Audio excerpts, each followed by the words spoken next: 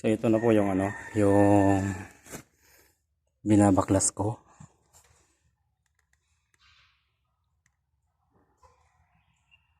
Hindi nga po wala sa connecting rod ang problema.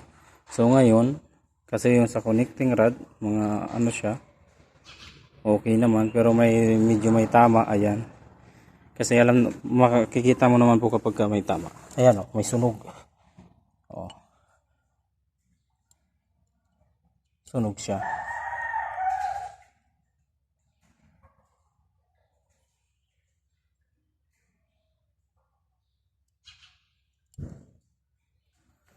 Tapos, yan. So, wala na yung mga piston. Hindi pa rin umiikot. Isa sa mga dito ang nagka-problema. Isa sa mga dito. Sa crankshaft bearing. Kasi crankshaft bearing yung yung nadurog na yun, ganito yun. Ito, tulad yun ito. Pero ito may mga tama na rin. Yan. Yan Ito sa number 2. Sa number 1 mayroon din. Sunog din. Number 2 sunog. Tapos ito may tama. So ito pala po, hindi ito pwede magkabali-baliktad. Kaya yan sinunod-sunod ko. Kasi pagtanggal ko ng lahat ng piston, kung saan ito, dito yan sa number 1, ibabalik ko rin yan sa number 1. So ito, kailangan ito, kung saan yung tinanggalan nito, doon din ito ibabalik. Kasi mag-asawa yan Dalawang yan. Ito sa number 1, dito sa number 1, hindi pa natinggal. Kasi tumukod dito sa balancer. So kailangan ko itong luwagan. Kailangan kong luwagan to para matanggal ko ngayon ang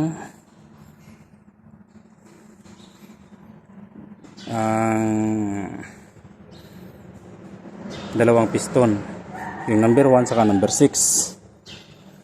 So ito ngayon ibabalik ko to, kung itong mga to itong cap, ibabalik ko to dito sa connecting rod kung saan siya kaasawa niya. Kaya yan inihilira ko, inaganyan ko para ibalik ko siya kung saan siya dapat. Ito number 1, number 2, number 3, number 4, number 5, number 6. So doon hindi ko pa natanggal yung number 1, dito pa 2, yan siya. Pasunod-sunod lang po yan. Yan ang ko dyan. Yan ang ginagawa ko kapag ako nagbabaklas. Sa kapag ako nito, tulad nito, yung unang mga gumawa nito hindi naglagay ng marka. So ngayon ako lalagyan ko to ng marka dito. Mamarkahan ko to. Yan. Ito mga walang marka. So binaklas nila dati, ikinabit kung saan-saan. Ngayon ako mamarkahan ko yan. Para ang pagbalik ko, kung itong number 2, tinanggal ko sa piston sa number 2, ibabalik ko rin siya sa number 2. Yung number 3 sa number 3. Ganun po. Kung saan ko siya tinanggal, doon ko rin siya ibabalik. Ganun po ako nitong makina.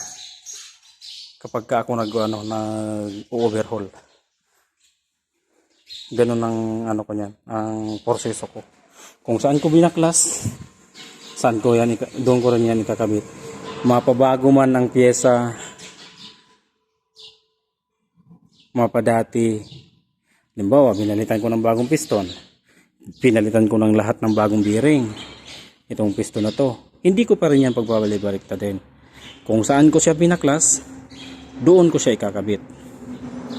Ang pinagbabasihan ko dyan yung ng connecting rod. Kasi kaya nga naglalagay ako ng marka. Lalagyan ko yan dito papantsiran ko yan dito. Tulad nito, piston number 3, lalagyan ko siya ng pants na number 3. Para pagkabit ko, ilalagay ko rin. Ibabalik ko sa number 3 butas. Ito po ang number 1 yan, harap.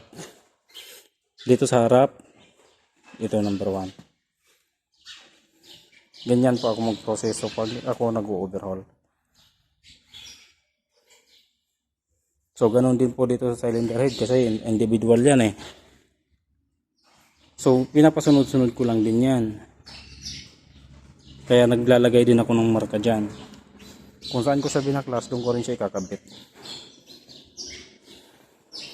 So, ipapakita ko rin sa inyo kung talagang saan yung naging problema nito. Kasi ito luluwagan ko. Tapos patatayuin ko to. Paanuin ko na ito, nasa ibabaw na. Para mabuhat ko siya ng maayos. Yung crankshaft. Ano mo kayo, gagawa ako ng paraan kung paano ko siya bubuhatin. Magbibideo ako. Isandal ko lang. Maggawa lang siguro ako ng lagayan itong cellphone. Sige po mga lods, salamat sa inyong munting panonood sa aking munting video.